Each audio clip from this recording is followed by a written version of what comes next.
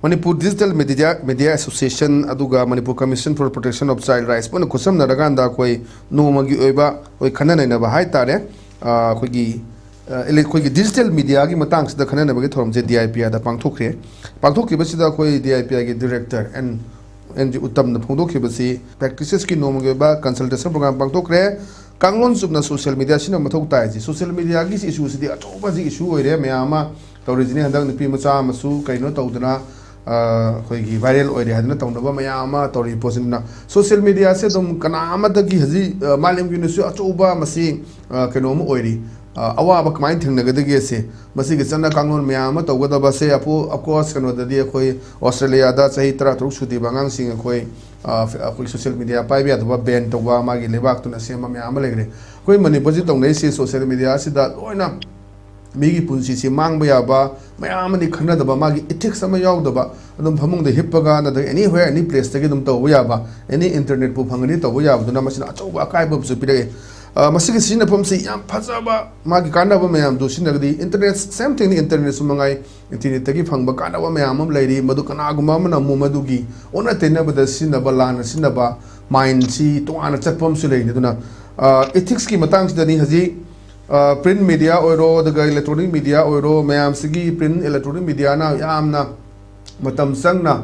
koi phongdong na honara ga su ton ton mi singsina dum hekto oiba se koi na se Facebook thagat pa social media thagat matam da I uhan baya di angang leiba koi gi orphanage home da leiba mayam sing children home da leiba sing se mamai utpaya de khote ha mayam sana kanu le ga su mayam si mana toning toning mo torok pa leiba dna masai se ni karam haina digital media gi achobu issue mo oire binna se da ngana koi Manipur Digital Media Association Salanga Duga ki MCP share sum na pangthok ki ba khogi ethical media practice ki khogi awareness aduga consultation program ki tang da utam da thongyo phom se sai da di isa gi ba kari opinion le thami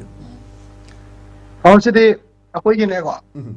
news media oi ninga ga na pura news media oi biro aduga podcast ho ge ai ga na khai seng na podcast oi to biro bari bo ko adagi amu sai gi influencer oi ge na influencer oi biro si yam clear definition ama leiba ma change masi matang ji even keno da kai ba Narayan Murthy nupi akoi gi Infosys ki magi keno mapu ai tare ne Narayan Murthy founder Narayan Murthy gi nupi na ngarangan parliament da masi matang da issue ma puhut gum to ne wai exactly yam full detail oina de ai taza hodre du ai chawkom di knowledge le je ai tare ko masi gi matang si even China na moina even podcast to matam da natraga interview lo matam da say even moi media house they oi bata ga so particular keno do subject to study to maru ina science and technology ga politics study madu qualify oi ba mi na tana interview lo ya ro ya ba gi pot ama China gi di even rule bau thamgra ma le ko da gi adui matung na mu Australia gi thole ade Ireland ade gi keno gi Norway sugum ba yam na develop oi ba masa gi oi na crime rate yam lai ta ba countries sing city masa na gyan ta na chatnai hai tare da koi sugum ba India gum ba developing countries in the yamna berane masi se ko masi ne maram oirega crime ma am thok taw su na te ba se ka ba khoi sida social influencer ani hum le ko yamna ngang ma ai ta ne ko wai da ngang ba ya ba ne su khang de ya de su khang de dum panglau da law ra ga pangsum da chum me hai ba gi ai na bungang re loi hai ba gi pot am le ba masi gum se akoi gi social society sina su encourage to je khara su han ma change ba tadi munna khallaga ma na ngang se yabra yadabra miyam ngang ngam da poto bana ngang po matam da sai gi ke ni ko maming wen di palaro ge du bo ani le khoi Manipur ko nupa ga nupi ga punna masi gi marak sida afaborum da social media sin da bida masagi TRP hengalaga magi pesa phang na boina sizina kalakwa social media le ado sigi afaba example ai ta di ngarangan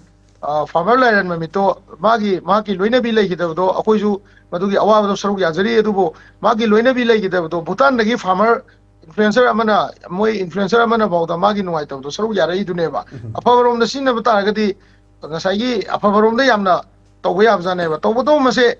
tawba ya da ba hebse keno gi koi gi IT gi Indian penal code ta yaw ba koi bharatiya ne ai sanhita da yaw ba penal code sing do adu ka tang sinna ba natana masidi regulation am leibam change state azu regulate to ba ta ka wai state regulate to si state ki SCRT gamuna state ki school gi adagi leiba angang sing class 9 10 da mangang sing na school da mobile pur lakwa thingba ma gi mama mapa sing du ko council to ba mobile pai ba gi matam se limit to hon ba adagi ngasai gi maru ina corona lakwa i matung da di ꯑꯉꯥꯡꯁꯤꯡꯁꯦ ꯂꯥꯏꯔꯕꯁꯨ ꯏꯅꯥꯛ ꯈꯨꯟꯕꯁꯨ ꯃꯣꯕꯥꯏꯜꯁꯦ ꯂꯣꯏꯅ ꯄꯥꯏꯅꯔꯒ online ꯀ꯭ꯂꯥꯁꯀꯤ ꯆꯠꯅꯕꯤ ꯑꯃ ꯂꯩ ꯑꯗꯩ online ꯀ꯭ꯂꯥꯁꯁꯤꯁꯨ ꯑꯩꯅ ꯈꯪꯖꯕꯗ ꯑꯩꯅ ꯇꯤꯟꯅꯖꯕ ꯑꯉꯥꯡꯁꯤꯡ ꯃꯣꯏꯒꯤ ꯀ꯭ꯂꯥꯁꯁꯦ ꯅꯨꯄꯤ ꯑꯣꯏꯒꯦꯔꯥ ꯅꯨꯄꯥ ꯑꯣꯏꯒꯦꯔꯥ ꯅꯨꯡꯗꯥꯡ ꯄꯨꯡ 10-11ꯗꯒ ꯀ꯭ꯂꯥꯁ ꯇꯧꯈꯠꯂꯛꯄꯤ ꯑꯣꯖꯥꯅ ꯁꯪꯕ ꯃꯇꯝꯗ ꯇꯧꯔꯤꯅꯤ ꯀꯥꯏꯅꯒ ꯇꯧꯈꯠꯂꯛꯄꯤ ꯑꯗꯨꯒꯨꯝꯕ ꯇꯥꯏꯃꯤꯡ ꯅꯥꯏꯗꯕ ꯅꯥꯇꯩ ꯆꯥꯗꯕ ꯍꯥꯏꯇꯥꯔꯦꯀꯣ ꯁꯤꯒꯨꯝꯕꯁꯦ ꯔꯤꯒꯨꯂꯦꯠ ꯇꯧꯅꯕ ꯐꯣꯔꯃꯨꯂꯥ ꯑꯃ ꯌꯦꯡꯕ ꯑꯃ ꯆꯪꯉꯦ ꯃꯁꯤ ꯑꯩꯈꯣꯏꯒꯤ ꯁ꯭ꯀꯨꯜꯒꯤ ꯀꯦꯄꯥꯁꯤꯇꯤꯗꯁꯨ ꯔꯤꯒꯨꯂꯦꯠ ꯇꯧꯕ ꯇꯉꯥꯏ ꯐꯗꯦ ꯄꯦꯔꯦꯟꯁꯤꯡ ꯀꯥꯎꯟꯁꯤꯂꯤꯡ ꯌꯥꯝ ꯗꯔꯀꯥꯔ ꯑꯣꯏ ꯑꯗꯒꯤ ꯂꯤꯒꯦꯜ ꯑꯦꯗ ꯄꯤꯕ ꯃꯊꯧ ꯇꯥꯏ ꯁꯤꯒꯨꯝꯕ ꯑꯩꯈꯣꯏꯅ ꯑꯌꯥꯝꯕꯅ ꯍꯧꯖꯤꯛ ꯍꯥꯏꯕꯤꯔꯤꯕ